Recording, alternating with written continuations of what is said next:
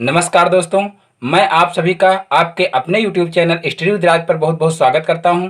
दोस्तों, आज के इस वीडियो में मैं आप लोगों को BTC सेकंड सेमेस्टर मैथ के कुछ इम्पॉर्टेंट क्वेश्चंस बताऊंगा जो कि परीक्षा की दृष्टि से बहुत ही महत्वपूर्ण है। तो इसके लिए मेरे वीडियो को एंड तक देखिए और ये वीडियो पसंद आए तो वीडियो को लाइक करें और ये चैनल पर नए हैं तो चैनल को सब्सक्राइब करें। तो चलिए आज का वीडियो शुरू करते हैं। देखिए, आज का पहला क्वेश्चन है, राम के पास 4x² + 6x आम थे। उसने आम अपने 2x भाइयों में विभाजित किए। बताओ प्रत्येक भाई को कितने आम मिले।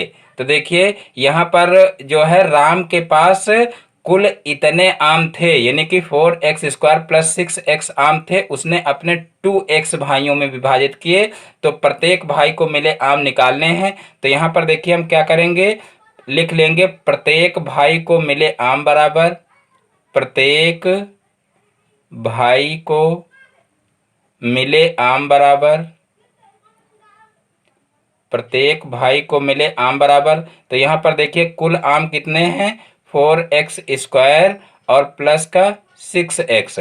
उससे हम भाइयों की संख्या से भाग कर देंगे। देखिए भाइयों की संख्या कितनी है, 2x है, यानी कि 2x भाई थे, तो उससे हम क्या करेंगे, भाग दे देंगे और फिर प्रत्येक भाई को मिले आमों की संख्या निकल आएगी। तो यहाँ पर देखिए जो है भाग करेंगे तो इनको हम अलग अलग कर लेंगे, यानी कि यहाँ पर जो है 4x² + 6x एक में दिया है, यहाँ पर हम क्या करेंगे 4x² बटे 2x कर लेंगे और बीच में प्लस है, प्लस लगा लेंगे और फिर 6x और बटे में 2x है तो 2x लिख लेंगे। अब यहाँ पर देखिए इस तरीके से अलग अलग जब करेंगे तो यहाँ पर देखिए 2 से यहाँ पर इसको कैंसिल कर देंगे तो 2 दूना 4 हो जाएगा और x से एक x कैंसिल हो जाएगा, तो यहाँ पर हो जाएगा 2x और फिर यहाँ पर देखिए प्लस, यहाँ पर प्लस बीच में लगा देंगे और फिर यहाँ पर देखिए 2 से इसको डिवाइड करेंगे 6 को, तो कितना हो जाएगा 2 तिहाई 6 और फिर x से x को डिवाइड करेंगे तो यहाँ पर x से x कैंसिल हो जाएगा और फिर यहाँ पर बचेगा 3।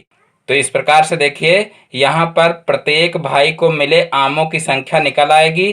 तो प्रत्येक भाई को कितने आम मिलेंगे, 2x + 3, और यही हमारा क्या हो जाएगा, आंसर हो जाएगा। फिर देखिए नेक्स्ट क्वेश्चन देखते हैं। तो देखिए नेक्स्ट क्वेश्चन है, x⁴ - 4x² + 12x - 9 को x² + 2x - 3 से भाग दीजिए। देखिए ये बहुत ही इंपॉर्टेंट क्वेश्चन है और इस टाइप के क्वेश्चन अभी तक हमने आप लोगों को बताया भी नहीं है। यानी कि यहाँ पर देखिए ये व्यंजक है और ये जो है इससे बड़ा व्यंजक है, तो इसको जो है क्या करना है, इससे भाग करना है। तो अभी व्यंजकों का भाग आप लोगों को नहीं बताए थे, तो ये क्वेश्चन आप लोग देख लीजिए और अच्छे से समझ लीजिए। और ये क्वेश्चन राधा प्रकाशन की बुक से लिया गया है। तो देखिए यहाँ पर हम क्या करेंगे, x² + 2x - 3 से भाग करेंगे x⁴ - 4x² और प्लस 12x और -9 को। तो यहाँ पर देखिए सबसे पहले हम क्या करते हैं कि यहाँ पर ऐसी संख्या से गुणा करते हैं, यानी कि यहाँ पर जो भागफल आता है भागफल का भाजक से गुणा करते हैं तो बीच वाली संख्या आती है। तो हमेशा हम यहाँ पर देखिए कोशिश करते हैं कि यहाँ पर ऐसी संख्या आए कि जो ये कट जाए, यानी कि इसके बराबर ही संख्या हमारी इसके नीचे आनी चाहिए। ये हमेशा जो है करते हैं, तभी जो है हमारा सवाल हल होता है। यानी कि यहाँ पर देखिए जैसे x² है तो यहाँ पर ऐसी संख्या से गुणा करें कि यहाँ पर x⁴ हो जाए। तो देखिए यहाँ पर अगर हम x² ले लें तो देखिए ये x² का गुणा इसमें होगा और फिर जो आएगा गुणा करके वो यहाँ पर लिखा जाता है। तो यहाँ पर देखिए x² अगर लेंगे तो यहाँ पर x² और x² का गुणा होगा तो क्या हो जाएगा, x⁴ हो जाएगा। और फिर इस x² का गुणा इस पूरे में करेंगे, यानी कि पूरे व्यंजक में करेंगे। तो यहाँ पर देखिए इससे गुणा हो चुका है, अब इससे गुणा करेंगे। तो यहाँ पर देखिए 2x है तो 2x से इसका गुणा करेंगे तो देखिए कितना हो जाएगा, x⁴ हो जाएगा और साथ में 2 है तो 2 लिख लेंगे तो प्लस का 2x⁴ हो जाएगा और फिर इसका गुणा इससे करेंगे तो देखिए माइनस का हो जाएगा 3x²। तो इस प्रकार से इसका पूरे में गुणा हो जाएगा। अब नीचे जो है यहाँ पर एक लाइन खींच देंगे और उसके बाद फिर क्या करेंगे, यहाँ पर देखिए इसको घटाया जाता है तो घटाने पर चिन्ह चेंज हो जाते हैं। ये जो है बीजगणित का रूल है, यानी कि बीजगणित में ऐसा किया जाता है और बाकी अंक गणित में नहीं किया जाता है। तो बीजगणित में क्या करते हैं, अगर हमको घटाना होता है तो चिन्ह चेंज कर देते हैं। तो यहाँ पर देखिए आप सभी को पता होगा, जब आप लोग भाग करते हैं तो यहाँ पर ऊपर वाली संख्या से नीचे वाली संख्या घटाते हैं। तो यहाँ पर देखिए, यहाँ पर अब हम घटाएंगे लेकिन उससे पहले हम इसके चिन्ह चेंज कर देंगे। तो यहाँ पर देखिए प्लस का x⁴ है तो यहाँ पर माइनस कर देंगे, यहाँ पर भी प्लस का है तो यहाँ भी माइनस कर देंगे, और यहाँ माइनस है तो यहाँ प्लस कर देंगे। अब देखिए यहाँ पर प्लस माइनस की संख्याएं हैं और बराबर हैं, यानी कि ऊपर x⁴ है और नीचे भी x⁴ है, और एक प्लस में एक माइनस में, तो दोनों आपस में कैंसिल हो जाएंगे। और फिर यहाँ पर देखिए ये भी संख्या माइनस की है और ये भी संख्या माइनस की है, लेकिन यहाँ पर देखेंगे जो है पावर में 2 है और यहाँ पर पावर में 3 है, यानी कि ये सजातीय पद नहीं है। तो इनको आपस में जोड़ेंगे या घटाएंगे नहीं, इसको अलग रखेंगे। यानी कि हम सबसे पहले क्यूब वाली संख्या यहाँ पर उतार लेंगे, माइनस का 2x⁴। अब देखिए ये दोनों पद सजातीय हैं तो इनको आपस में जोड़ेंगे या घटाएंगे, यानी कि चिन्ह के हिसाब से जो भी बनता है उसको करेंगे। तो यहाँ पर देखिए माइनस है और यहाँ पर प्लस है, तो प्लस माइनस हमेशा आपस में घट जाते हैं। तो यहाँ पर 4x² में से 3x² घट जाएगा तो बचेगा x², यानी कि 1x²। तो यहाँ पर x² लिख लेंगे, एक साथ में लिखा नहीं जाता है इसलिए सिर्फ x² लिखेंगे, क्योंकि हर संख्या के गुणे में एक रहता है, उसको लिखने की जरूरत नहीं होती है। तो यहाँ पर एक नहीं लिखेंगे, सिर्फ x² लिखेंगे। और जो है यहाँ पर माइनस की संख्या थी इसलिए यहाँ पर माइनस लगा देंगे, यानी कि माइनस की संख्या बड़ी थी तो यहाँ पर चिन्ह माइनस का लगेगा। अब ऊपर से सारी संख्या नीचे उतार लेते हैं, यानी कि जो अंक गणित होता है उसमें जब हम भाग करते हैं तो ऊपर से सारी संख्या नहीं उतारते हैं, वहां पर सिर्फ एक एक संख्या उतारते हैं। लेकिन बीजगणित में क्या करते हैं, बीजगणित में सारी संख्याएं ऊपर से बार बार उतार लेते हैं जब तक कि पूरी पूरी संख्याएं कट न जाएं। तो यहाँ पर ऊपर से जो है उतार लेंगे तो हो जाएगा 12x और माइनस का 9। अब देखिए क्या करेंगे, अब यहाँ पर देखिए लाने की कोशिश करेंगे 2x³, तभी जो है ये संख्या पूरी कट सकती है, क्योंकि हमेशा पहली वाली जो संख्या होती है या पहला वाला पद होता है उसको ही काटने की जुगाड़ में रहते हैं। तो यहाँ पर देखिए क्या करेंगे, यहाँ पर माइनस का 2x³ लाने की कोशिश करेंगे। देखिए हमेशा चिन्ह भी देखेंगे, जो चिन्ह यहाँ पर आएगा नीचे भी वही लाने की कोशिश करेंगे,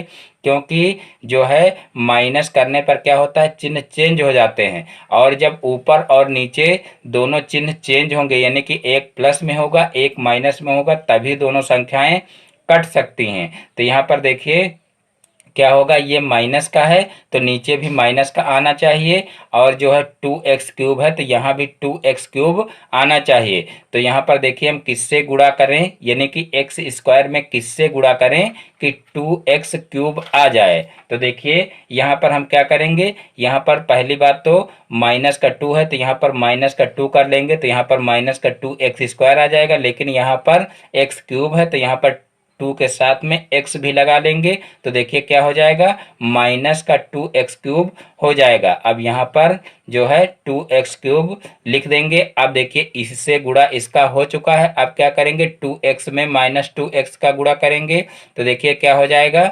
माइनस और प्लस क्या होता है, गुणा माइनस होता है, तो यहाँ पर चिन्ह माइनस का लगेगा। और देखिए 2 का 2 से गुणा होगा तो 2 दूना 4 हो जाएगा और 4x² हो जाएगा। तो यहाँ पर देखिए ऊपर भी x² है तो इसी के नीचे लिख लेंगे 4x², और उसके बाद फिर 2x का गुणा माइनस का 3 में होगा, तो देखिए माइनस माइनस का गुणा प्लस हो जाएगा, और फिर देखिए 2 का गुणा 3 में होगा तो 3 दूना 6 हो जाएगा, और साथ में x है तो x लिख लेंगे, तो प्लस का 6x हो जाएगा।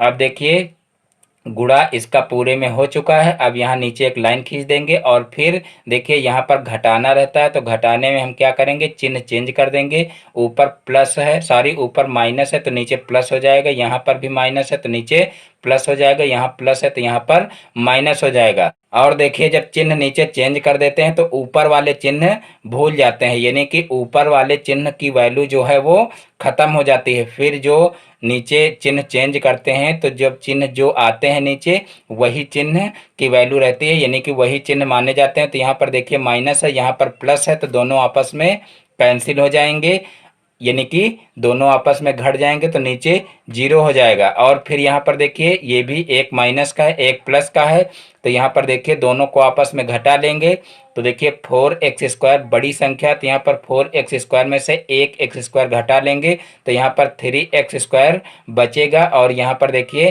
4x² के साथ में प्लस का चिन्ह था इसलिए यहाँ पर प्लस का चिन्ह रहेगा। और फिर देखिए यहाँ पर 12x है और यहाँ पर देखिए 6x है, एक प्लस का है एक माइनस का है, दोनों आपस में घट जाएंगे तो यहाँ पर बचेगा देखिए प्लस का 6x, क्योंकि यहाँ पर 12 जो है उसके साथ में प्लस का चिन्ह है और ये संख्या बड़ी भी है इसलिए प्लस का चिन्ह यहाँ पर लगेगा, तो प्लस का 6x हो जाएगा। और फिर ऊपर से जो है 9 उतार लेंगे। तो यहाँ पर देखिए हम क्या करेंगे, अब 3x² लाने की कोशिश करेंगे। तो यहाँ पर देखिए x² ऑलरेडी है तो यहाँ पर किसी भी x से गुणा करने की जरूरत नहीं है। यहाँ पर सीधे हम क्या करेंगे, 3 से अगर गुणा कर दें तो x² हो जाएगा और साथ में 3 भी हो जाएगा तो 3x² हो जाएगा। तो यहाँ पर क्या करेंगे, देखिए प्लस का चिन्ह है इसके साथ में तो प्लस के 3 से यहाँ पर गुणा कर देंगे। तो देखिए +3 का इससे गुणा करेंगे तो प्लस का 3x² हो जाएगा। और फिर 2x से इसका गुणा करेंगे तो 3 दूना 6 हो जाएगा और प्लस का 6x फिर यहाँ पर भी हो जाएगा। और फिर देखिए इस 3 का 3 से गुणा करेंगे और साथ में माइनस का चिन्ह है यानी कि प्लस माइनस का गुणा माइनस हो जाएगा। तो यहाँ पर 3 का 3 से गुणा होगा तो 3 त्रिक का 9 हो जाएगा। अब देखिए यहाँ पर माइनस करेंगे तो माइनस करने पर चिन्ह चेंज हो जाते हैं। तो यहाँ पर देखिए ये प्लस में है यानी कि इसके साथ में कोई चिन्ह लगा नहीं है, लेकिन जब चिन्ह लगा नहीं होता है तो वहाँ पर प्लस का चिन्ह माना जाता है और जब माइनस का चिन्ह होता है तो लगाना अनिवार्य होता है। यानी कि व्यंजक में सबसे पहले अगर कोई संख्या लिखते हैं तो उसमें अगर वो संख्या माइनस की है तो माइनस लगाना अनिवार्य रहता है, लेकिन अगर जो है प्लस की संख्या है तो प्लस लगाना अनिवार्य नहीं रहता है, उसको ऐसे ही प्लस मान लिया जाता है। जैसे यहाँ पर देखिए ये संख्या प्लस की है तो यहाँ पर प्लस लगाना अनिवार्य नहीं है, उसी प्रकार से यहाँ पर भी प्लस लगाना अनिवार्य नहीं, लेकिन ये प्लस की संख्या मानी जाएगी। तो यहाँ पर देखिए प्लस है तो ये माइनस हो जाएगा और ये प्लस है ये भी माइनस हो जाएगा और ये माइनस है तो ये प्लस हो जाएगा। अब यहाँ पर देखिए ये आपस में कैंसिल हो जाएगा, प्लस माइनस है, ये भी देखिए प्लस माइनस है तो आपस में कैंसिल हो जाएगा और ये भी प्लस माइनस है तो ये भी संख्याएं कैंसिल हो जाएंगी। तो नीचे जो है पूरा पूरा कट जाएगा। तो हमारा देखिए भागफल क्या आ जाएगा, देखिए यहाँ पर भाग करना है यानी कि हमको भागफल बताना है। तो देखिए भागफल कितना आ जाएगा, भागफल बराबर x² माइनस का 2x और प्लस का 3, यही हमारा क्या आ जाएगा, आंसर आ जाएगा।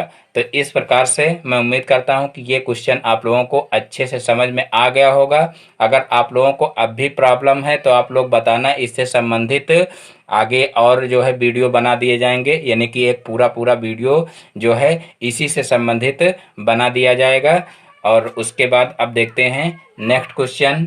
तो देखिए नेक्स्ट क्वेश्चन है 29 माइनस, यहाँ पर बड़ा ब्रैकेट है 16 माइनस फिर मंझला ब्रैकेट है 5 फिर प्लस छोटा ब्रैकेट है 17 माइनस फिर 23 माइनस 11, ऊपर जो है बार ब्रैकेट यानी कि रेखा ब्रैकेट लगा हुआ है और फिर छोटा ब्रैकेट बंद है, फिर मंझला ब्रैकेट बंद है और फिर बड़ा ब्रैकेट बंद है और इसका मान बताना है यानी कि इसको हल करना है। तो देखिए बॉडमॉस रूल के हिसाब से हल होगा। तो जिन लोगों को बॉडमॉस रूल पता है तो वह लोग इस क्वेश्चन को कर लेंगे और जिन लोगों को बॉडमॉस रूल नहीं पता है तो उनको इस क्वेश्चन में प्रॉब्लम हो सकती है। फिलहाल आप सभी को ध्यान से देखना है। देखिए यहाँ पर सबसे पहले हम क्या करेंगे, बारी बारी से ब्रैकेट हल करेंगे। सबसे पहले देखिए किस ब्रैकेट का नंबर आता है, तो सबसे पहले हम रेखा ब्रैकेट हल करेंगे, फिर छोटा ब्रैकेट हल करेंगे और फिर मंझला ब्रैकेट, फिर बड़ा ब्रैकेट।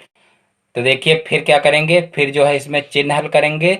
तो चिन्ह में देखिए सबसे पहले डिवाइड हल करेंगे, तो डिवाइड इसमें है नहीं, फिर जो है मल्टीप्लाई हल करेंगे तो मल्टीप्लाई भी इसमें नहीं है, और फिर एडिशन हल करेंगे तो देखिए एडिशन यहाँ पर है, और फिर सब्ट्रैक्शन यानी कि सबसे लास्ट में सब्ट्रैक्शन हल करेंगे। लेकिन अब यहाँ पर सबसे पहले हम देखिए बारी बारी से ब्रैकेट सबसे पहले हल करते हैं और बाकी संख्याएं वैसे ही उतार लेते हैं। तो देखिए यहाँ पर 29 हो जाएगा, माइनस बड़ा ब्रैकेट, फिर 16 माइनस मंझला ब्रैकेट लगा लेते हैं 5 प्लस यहाँ पर छोटा ब्रैकेट और फिर 17। अब यहाँ पर देखिए रेखा ब्रैकेट को सबसे पहले हल करेंगे तो बीच में माइनस है, माइनस लगा लेंगे, फिर 23 में से 11 जाएगा तो कितना हो जाएगा, तो यहाँ पर देखिए हो जाएगा देखिए 3 में से 1 गया तो कितना बचा 2, और फिर 2 में से 1 गया तो 1 बचा। तो इस प्रकार से देखिए 12 हो जाएगा, क्योंकि 12 और 11 कितना होता है 23 होता है। तो इस प्रकार से यहाँ पर 12 बच जाएगा। अब यहाँ से छोटा ब्रैकेट लगा लेंगे और फिर मंझला ब्रैकेट लगा लेंगे और फिर बड़ा ब्रैकेट लगा लेंगे। अब यहाँ से ऊपर से फिर यही संख्या उतार लेंगे और फिर जो है छोटा ब्रैकेट जो है उसको हल करेंगे और बाकी संख्या ऐसे ही उतार लेंगे। तो देखिए 17 में से 12 जाएगा, तो 17 में से 12 जाएगा तो कितना हो जाएगा, देखिए यहाँ पर हो जाएगा 5। तो यहाँ पर 5 लिख लेंगे और जो है बड़ी संख्या 17 है इसलिए यहाँ पर प्लस का चिन्ह ही लगेगा। अब यहाँ पर छोटा ब्रैकेट हटा देंगे और फिर मंझला ब्रैकेट लगा लेंगे और फिर यहाँ पर देखिए 29 यानी कि वही संख्या फिर उतार लेंगे और फिर बड़ा ब्रैकेट लगा लेंगे और फिर 16 माइनस, अब यहाँ पर देखिए मंझला ब्रैकेट को हटा देंगे और जो है इसको हल कर लेंगे तो 5 में 5 जोड़ेंगे तो 10 हो जाएगा और फिर ब्रैकेट हटा देंगे तो माइनस का 10 हो जाएगा और फिर बड़ा ब्रैकेट हो जाएगा।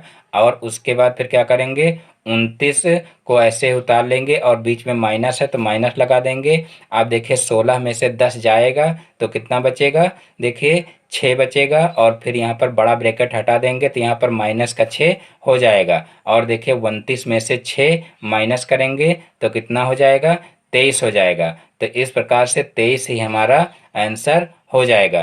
तो मैं उम्मीद करता हूं कि ये क्वेश्चन भी आप लोगों को अच्छे से समझ में आ गया होगा।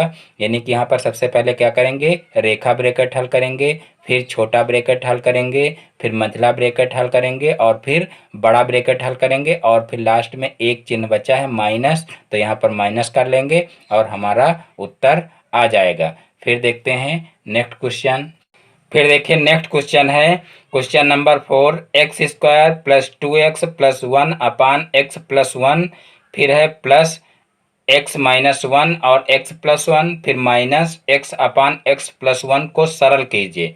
तो देखिए इसको सरल करना है, कुल मिलाकर के इसको हल करना है। तो यहाँ पर क्या करेंगे, यहाँ पर देखिए हर बराबर हैं तो यहाँ पर एक हर ले लेंगे और बाकी ऊपर वाली संख्याएं प्लस माइनस के चिन्ह के साथ में लिख लेंगे। तो यहाँ पर देखिए क्या हो जाएगा, x square plus 2x plus का 1 और फिर यहाँ पर देखिए x है, x लिख लेंगे, माइनस का 1 है, माइनस का 1 लिख लेंगे और फिर माइनस का x है, माइनस का x लिख लेंगे और फिर बटे हो जाएगा। देखिए क्या यहाँ पर देखिए हर समान है तो यहाँ से एक हर ले लेंगे यानी कि x प्लस 1 यहाँ पर ले लेंगे और फिर बराबर यहाँ पर देखिए अब जो भी संख्याएं जुड़ घट रहे हैं उनको जोड़ घटा लेंगे। तो यहाँ पर देखिए क्या हो जाएगा, एक्स स्क्वायर हो जाएगा और फिर यहाँ पर देखिए एक एक्स प्लस का है और एक माइनस का है, ये दोनों आपस में कैंसिल हो जाएंगे और फिर यहाँ पर प्लस का 2x बचेगा और यहाँ से माइनस का 1 बचेगा और यहाँ पर बटे में बचेगा x प्लस 1। तो इस प्रकार से ये क्वेश्चन भी आसानी से हल हो जाएगा, यानी कि सरल करने पर हमारा यही बचेगा। तो यही हमारा आंसर हो जाएगा। देखिए सारी यहाँ पर एक मिस्टेक हो गई है क्वेश्चन में। देखिए यहाँ पर प्लस का 1 था, यहाँ पर प्लस का 1 लिखने के लिए छूट गया है जो कि यहाँ पर सुधारा भी नहीं जा सकता। तो इसको आप लोग पुनः देख लीजिए, ये क्वेश्चन गलत हो गया है क्योंकि यहाँ पर देखिए प्लस 1 था, यहाँ पर प्लस 1 बीच में छूट गया है। इसलिए यहाँ पर हम इसको पुनः जो है आप लोगों को क्वेश्चन बताए दे रहे हैं, पुनः इधर देख लीजिए आप लोग, क्योंकि यहाँ पर इसका सुधार नहीं किया जा सकता है। तो देखिए यहाँ पर क्या है, एक्स स्क्वायर है, प्लस का 2x है और फिर प्लस का 1 है और फिर प्लस x माइनस 1 है और फिर माइनस का x है।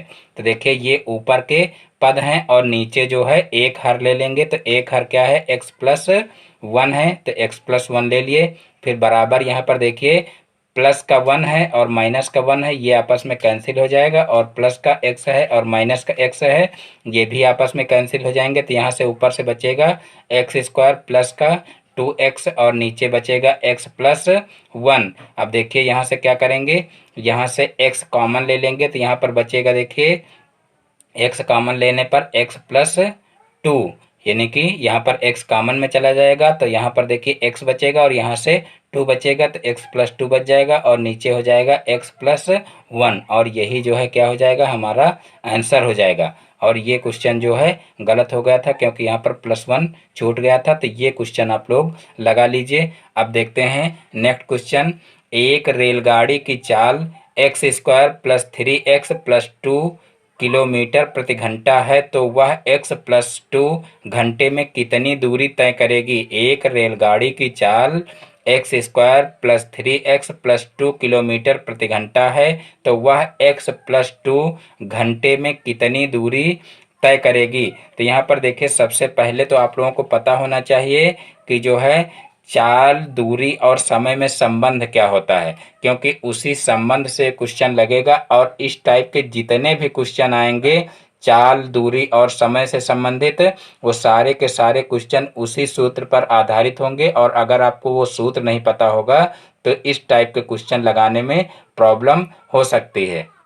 तो यहाँ पर देखिए हम क्या करेंगे, अब चाल, दूरी और समय वाला फार्मूला लगा देंगे। तो यहाँ पर देखिए चाल, दूरी और समय का संबंध क्या होता है, तो देखिए इसका जो मूल फार्मूला होता है वो होता है चाल बराबर दूरी बटे समय। चाल बराबर, यहाँ पर दूरी लिख लीजिए, चाल बराबर दूरी बटे समय। तो देखिए ये होता है मूल फार्मूला। अगर इसमें कोई दो चीज़ें पता हैं तो तीसरी चीज़ बड़ी ही आसानी से निकाल सकते हैं। तो यहाँ पर देखिए क्या दिया हुआ है, चाल दिया हुआ है और समय दिया हुआ है और दूरी हमको निकालना है। तो यहाँ पर चाल के बटे में 1 मान लेंगे और यहाँ पर क्रॉस मल्टीप्लाई कर लेंगे, यानी कि हमको इसकी सहायता से फार्मूला बनाना है। तो देखिए इसकी सहायता से हम 3 फार्मूले बना सकते हैं। चाल बराबर दूरी बटे समय है ही, और उसके बाद फिर समय अगर हमको निकालना है तो समय बराबर दूरी बटे चाल हो जाएगा, और फिर अगर दूरी निकालना है तो दूरी बराबर चाल गुणे समय हो जाएगा। तो यहाँ पर देखिए हमको दूरी निकालना है तो दूरी बराबर क्या हो जाएगा, चाल गुणे समय। तो इस प्रकार से चाल गुणे समय फार्मूला लिख लेंगे, यानी कि दूरी बराबर चाल गुणे समय। ये व्युत्पन्न सूत्र है तो इसको हम लिख लेंगे, यानी कि जो मूल सूत्र है इससे ये व्युत्पन्न हुआ है। अब यहाँ पर देखिए दूरी कितनी है, दूरी यहाँ पर हमको निकालनी है। देखिए कितनी दूरी तय करेगी, तो दूरी हमको निकालनी है और चाल देखिए दिया हुआ है कितना, x² + 3x + 2 किलोमीटर प्रति घंटा, और फिर यहाँ पर इसका गुणा हमको करना है समय से। तो देखिए समय दिया हुआ है x + 2, तो देखिए x + 2 से इसका गुणा कर देंगे। तो देखिए सबसे पहले हम क्या करेंगे, x से इसका गुणा करेंगे तो हो जाएगा x³, फिर देखिए x का गुणा 3x में करेंगे तो प्लस का 3x² हो जाएगा, फिर x का गुणा 2 में करेंगे तो देखिए 2x हो जाएगा, फिर इस 2 का इसमें गुणा करेंगे तो हो जाएगा 2x² और फिर 2 का गुणा 3 में करेंगे तो 2 तिहाई 6 हो जाएगा, 6x, और फिर यहाँ पर 2 का गुणा 2 में करेंगे तो प्लस का 2 दूना 4 हो जाएगा। और फिर यहाँ पर देखिए जो भी संख्याएं जुड़ घट रही हैं उनको जोड़ घटा लेंगे। तो यहाँ पर देखिए x³ वाला सिर्फ एक ही पद है तो यहाँ पर इसको ऐसे उतार लेंगे। फिर यहाँ पर देखिए x² वाले 2 पद हैं तो इनको आपस में जोड़ लेंगे, क्योंकि दोनों प्लस के चिन्ह के साथ में है तो 3 2 5 हो जाएगा, 5x² हो जाएगा। और फिर देखिए क्या करेंगे, फिर जो है x वाले पद देखेंगे तो यहाँ पर देखिए x वाले पद हैं 2x और प्लस 6x है, तो यहाँ पर इन दोनों को जोड़ देंगे क्योंकि दोनों प्लस के चिन्ह के साथ में है, तो प्लस का 6 और 2 8x हो जाएगा।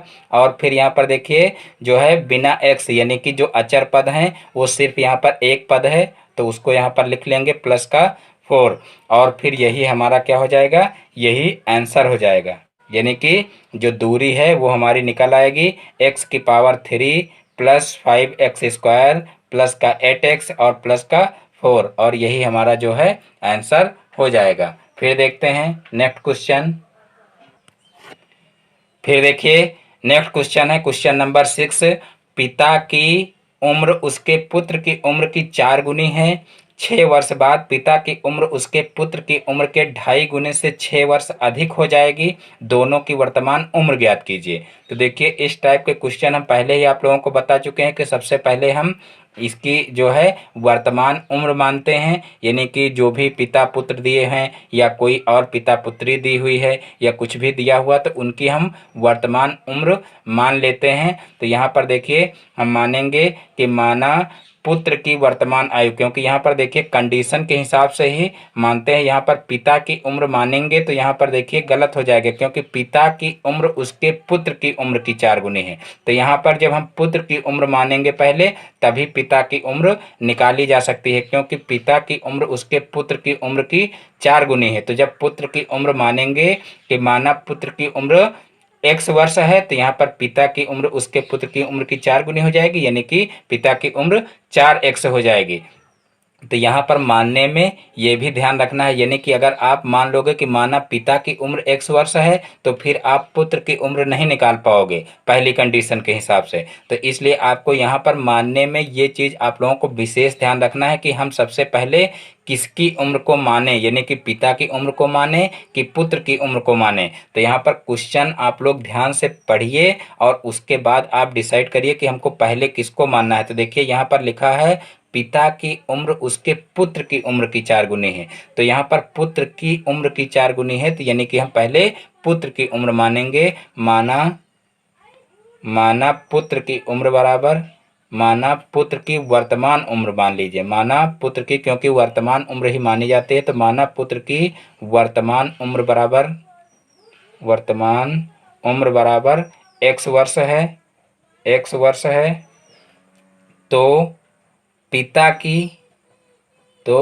की वर्तमान उम्र बराबर क्या हो जाएगी, यहाँ पर देखिए पिता की उम्र उसके पुत्र की उम्र की 4 गुनी है। तो यहाँ पर देखिए पिता की उम्र कितनी हो जाएगी, पुत्र की उम्र की 4 गुनी हो जाएगी, यानी कि 4x वर्ष हो जाएगी। अब आगे क्या करेंगे, अब आगे जो है कहा गया है कि 6 वर्ष बाद पिता की उम्र उसके पुत्र की उम्र के 2.5 गुने से 6 वर्ष अधिक हो जाएगी। तो यहाँ पर हम 6 वर्ष बाद की उम्र निकाल लेंगे, यानी कि पिता की उम्र और पुत्र की उम्र दोनों की 6 वर्ष बाद की उम्र निकाल लेंगे। तो यहाँ पर देखिए लिख लेंगे 6 वर्ष बाद। तो 6 वर्ष बाद पुत्र की उम्र कितनी हो जाएगी, पुत्र की उम्र, तो देखिए जितनी उम्र आज है यानी कि वर्तमान में जितनी उम्र है तो 6 वर्ष बाद उसकी उम्र कितनी हो जाएगी, तो यानी कि इसमें जो है वर्तमान वाली उम्र में 6 जुड़ जाएगा तो क्या हो जाएगा, 6 वर्ष बाद की उम्र हो जाएगी। और इसी प्रकार से पिता की उम्र में भी यही काम करेंगे, यानी कि 6 वर्ष जोड़ देंगे तो 6 वर्ष बाद की उम्र पता चल जाएगी। तो यहाँ पर देखिए 4x + 6 हो जाएगा। और इस प्रकार से पुत्र की और पिता की 6 वर्ष बाद की उम्र हमको पता चल जाएगी। अब यहाँ पर लिखेंगे प्रश्नानुसार और फिर यहाँ पर देखिए प्रश्न के हिसाब से हम समीकरण बना लेंगे और फिर उसको हल कर लेंगे। तो यहाँ पर देखिए समीकरण क्या बनेगी, यहाँ पर देखिए है 6 वर्ष बाद पिता की उम्र उसके पुत्र की उम्र के 2.5 गुने से 6 वर्ष अधिक है। तो देखिए 6 वर्ष बाद की उम्र ये हो जाएगी, तो इसको हम सबसे पहले बराबर में लिख लेंगे। तो यहाँ पर देखिए x + 6 बराबर 4x + 6 हो जाएगा। तो यहाँ पर देखिए अब फिर से क्वेश्चन को पढ़ेंगे। 6 वर्ष बाद पिता की उम्र उसके पुत्र की उम्र के 2.5 गुने से 6 वर्ष अधिक है, यानी कि जो पिता की उम्र है वो पुत्र की उम्र के 2.5 गुने से 6 वर्ष अधिक है, यानी कि जो ये उम्र है ये 2.5 गुने से 6 वर्ष अधिक है। तो यहाँ पर हम इसका 2.5 गुना कर देंगे। तो देखिए 2.5 गुना का मतलब क्या हो जाएगा, 5/2। 5/2 करेंगे तभी तो 2.5 गुना होगा। तो यहाँ पर 2.5 गुना कर दिए और फिर 6 वर्ष अधिक है, ये 6 वर्ष अधिक है तो इसको हम 6 वर्ष अधिक करेंगे और या तो फिर इसको 6 वर्ष कम करें। तो यहाँ पर हम इसको 6 वर्ष कम कर देंगे तब भी इसको बराबर में लिखा जा सकता है। यानी कि एक काम आपको करना है, चाहे आप इधर 6 जोड़ दें और चाहे इधर 6 घटा दें। पुनः एक बार हम आप लोगों को बता दे रहे हैं, कंडीशन को अच्छे से समझ लीजिए क्योंकि जो मेन सवाल होता है वो यहीं पर होता है। यहाँ पर अगर ये कंडीशन आप सही लगा ले गए तो आपका निश्चित रूप से क्वेश्चन सही हो जाएगा, और ये कंडीशन अगर गलत कर दिए तो क्वेश्चन आप कभी भी लगा नहीं पाओगे। तो यहाँ पर देखिए क्या है, 6 वर्ष बाद पिता की उम्र उसके पुत्र की उम्र के 2.5 गुने से 6 वर्ष अधिक हो जाएगी। तो देखिए 6 वर्ष बाद की ये उम्र हम पहले ही निकाल लिए हैं। और उसके बाद फिर देखिए क्या कहा गया है कि पिता की जो उम्र है वो पुत्र की उम्र के 2.5 गुने से 6 वर्ष अधिक है। तो यहाँ पर देखिए जो है पुत्र की आयु 2.5 गुना कर देंगे और 6 वर्ष अधिक भी है ये, तो यहाँ पर 6 वर्ष इसमें या तो जोड़ दें या तो इसमें घटा दें। तो यहाँ पर हम इसमें घटा दिए, तो इस प्रकार से कंडीशन बन गई है। अब यहाँ पर आगे इसको हम सॉल्व कर लेंगे। तो यहाँ पर देखिए एक 6 प्लस का है और एक माइनस का है, दोनों आपस में कैंसिल हो जाएंगे। और फिर इसका अंदर क्या करेंगे, गुणा कर देंगे। या चाहे तो इसको हम उधर भी भेज सकते हैं। तो यहाँ पर ये गुणा है, गुणे में है, और उधर जाएगा भाग में हो जाएगा। लेकिन हम गुणा ना करके हम क्या करेंगे, यहाँ पर जो है यहीं पर इसका गुणा कर देंगे। तो देखिए उसके बाद क्या करेंगे, इसका हम इसके अंदर गुणा कर देंगे। तो यहाँ पर देखिए क्या हो जाएगा, 5x और बटे 2 हो जाएगा। और फिर देखिए क्या करेंगे, फिर देखिए इसका इसके साथ में गुणा करेंगे तो हो जाएगा प्लस का 5 छक्का 30 और बटे में 2 है तो बटे में 2 लिख लेंगे। और फिर बराबर हो जाएगा 4x।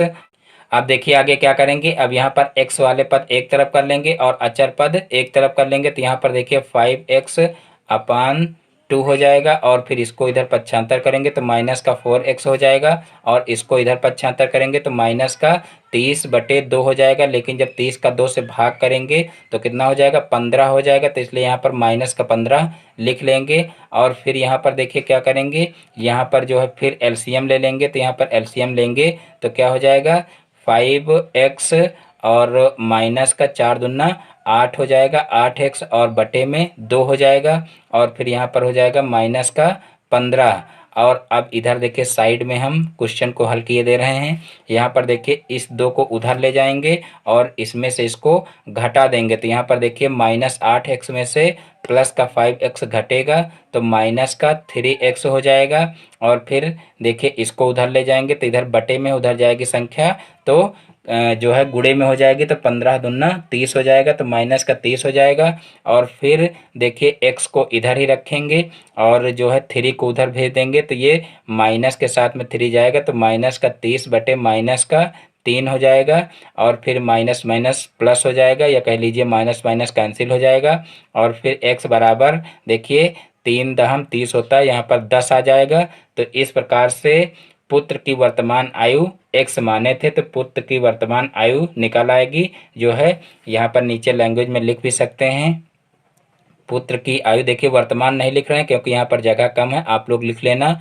पुत्र की आयु बराबर कितनी आ जाएगी, पुत्र की आयु बराबर 10 वर्ष आ जाएगी। और पिता की वर्तमान आयु क्या हो जाएगी, देखिए पिता की वर्तमान आयु हो जाएगी, क्योंकि इसमें देखिए 4x दिया हुआ तो 4 से गुणा हो जाएगा तो 4 दहम 40, यानी कि यहाँ पर 40 वर्ष आ जाएगा। और यही जो है हमारा क्या आ जाएगा, आंसर आ जाएगा। तो इस प्रकार से ये सारे के सारे क्वेश्चन बहुत ही आसानी से हल हो जाएंगे।